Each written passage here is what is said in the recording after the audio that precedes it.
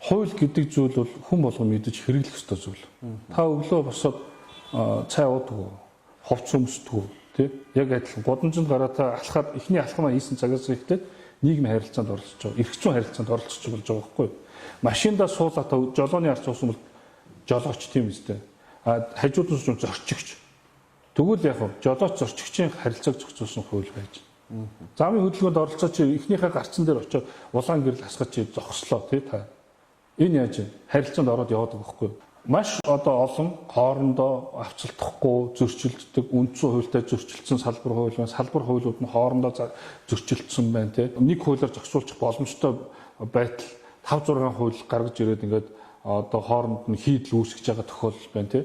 Тэгэхээр одоо энэ ялангуяа би 24 оны улсын их хурлын сонгуулиар бол илүү энэ өнгөрсөн хугацаанд энэ өнгөрсөн 30 жилийн хугацаанд үйлдвэрлэсэн чанаргүй бүх хуулиудыг нэгтгэж системчлэх тийм одоо хуульчдаас бүрдсэн одоо мэрэгжсэн тийм улсын хурл байгуулагдасаа гэж би хүсэж байна.